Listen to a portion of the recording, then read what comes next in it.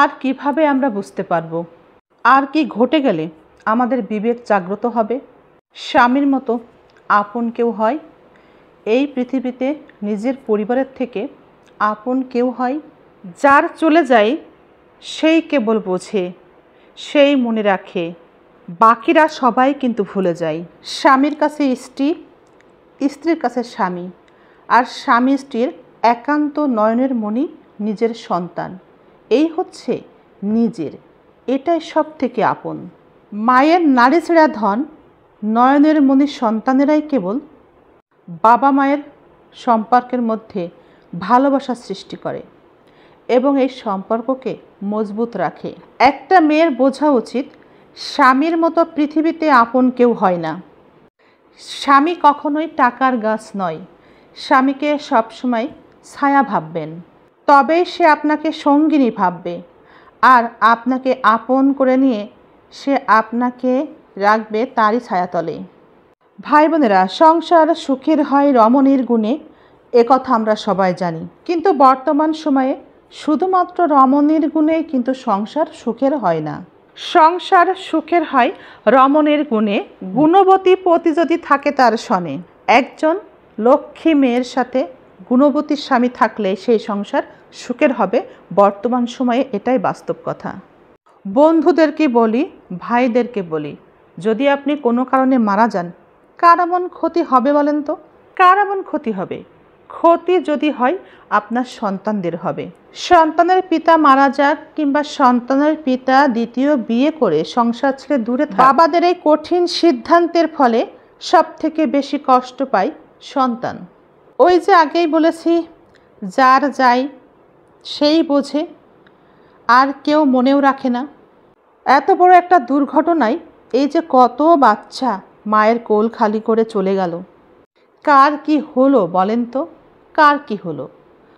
গেল মা বাবার, সর্বনাশ হলো মা বাবার। কার কি হয়? কারো কিচ্ছু হয় না। সবাই সাময়িক কষ্ট পায়, একটা সময় সব ভুলেও যায়। ওই যে আগেই বলেছি, যার যায় কেবল সেই বোঝে, আর সবাই ভুলে যায়।